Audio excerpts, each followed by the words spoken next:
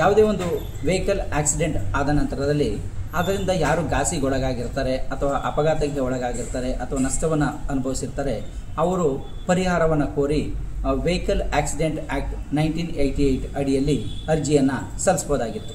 So ಈ ರೀತಿಯಲ್ಲಿ ಅರ್ಜಿಯನ್ನು ಸಲ್ಲಿಸೋದಕ್ಕೆ ಈ ಹಿಂದೆ ಯಾವುದೇ ಒಂದು ನಿರ್ದಿಷ್ಟವಾದ ಅಂದರೆ ಒಂದು ಸ್ಪೆಸಿಫಿಕ್ ಆಗಿ ಸ್ಟ್ರಿಕ್ಟ್ ಆದ ಒಂದು ಕಾಲಮಿತಿ ಇರಲಿಲ್ಲ. ಸೊ ಆದರೆ ಇದಕ್ಕೆ ಒಂದು ನಿರ್ದಿಷ್ಟವಾದ ಒಂದು ಕಾಲಮಿತಿಯನ್ನು ನಿಗದಿಗೊಳಿಸೋದಕ್ಕೋಸ್ಕರ 2019ರಲ್ಲಿ ಒಂದು ಅಮೆಂಡ್ಮೆಂಟನ್ನು ತರಲಾಯಿತು ಸೆಕ್ಷನ್ 166ಗೆ.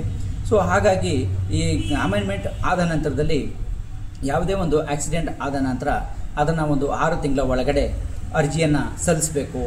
ಸೊ ಹಾಗಾಗಿ ಆ ಥರ ಸಲ್ಲಿಸದೇ ಇದ್ದರೆ ಏನು ಮಾಡಬೇಕು, ಒಂದು ವೇಳೆ ವಿಳಂಬ ಆಗಿದ್ದರೆ ಅದಕ್ಕೆ ಏನು ಒಂದು ತಯಾರಿಯನ್ನು ಮಾಡಬೇಕು, ಈಗ ಇರುವಂಥದ್ದು ಯಾವ ರೀತಿ ಇದೆ, ಯಾವ ವಿಳಂಬವನ್ನು ಯಾವ ರೀತಿ ಮನ್ನಿಸ್ಬೋದು ಅನ್ನೋದು ಸಂಬಂಧಪಟ್ಟಂತೆ ಎಲ್ಲ ಒಂದು ಮಾಹಿತಿಯನ್ನು ನೋಡೋದಕ್ಕಿಂತ ಮೊದಲು ನೀವಿನ್ನೂ ನಮ್ಮ ಚಾನಲ್ಗೆ ಸಬ್ಸ್ಕ್ರೈಬ್ ಆಗಿಲ್ಲ ಅಂದರೆ ಸಬ್ಸ್ಕ್ರೈಬ್ ಆಗಿ, ಹಾಗೆ ಬೆಲ್ ಬಟನ್ ಪ್ರೆಸ್ ಮಾಡಿ.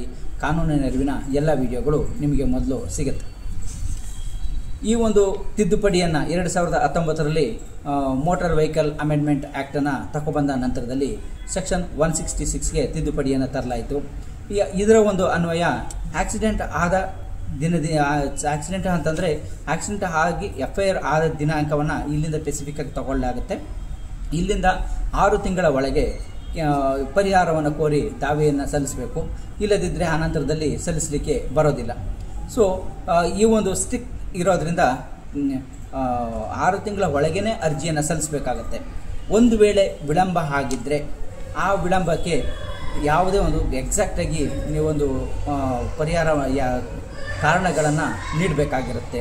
ಆ ರೀತಿ ಕಾರಣಗಳನ್ನು ನೀಡದೇ ಇದ್ದ ಸಂದರ್ಭದಲ್ಲಿ ಆ ಅರ್ಜಿಯನ್ನು ವಜಾಗೊಳಿಸಲಾಗುತ್ತೆ. ಸೊ ಹಾಗಾಗಿ ಆಕ್ಸಿಡೆಂಟ್ ಆದ ನಂತರದಲ್ಲಿ 6 ತಿಂಗಳ ಒಳಗೇ ಅರ್ಜಿಯನ್ನು ಅತಿ ಮುಖ್ಯವಾಗಿ ಸಲ್ಲಿಸೋದು ಅತಿ ಮುಖ್ಯ ಆಗಿರುತ್ತೆ. ಒಂದು ವೇಳೆ ವಿಳಂಬ ಆಗಿದ್ದರೆ ವಿಳಂಬ ಕೋರಿ ಅರ್ಜಿಯನ್ನು ಸಲ್ಲಿಸೋದಕ್ಕೆ ನಿರ್ದಿಷ್ಟ ಕಾರಣವನ್ನು ಕೊಡಬೇಕಾಗತ್ತೆ.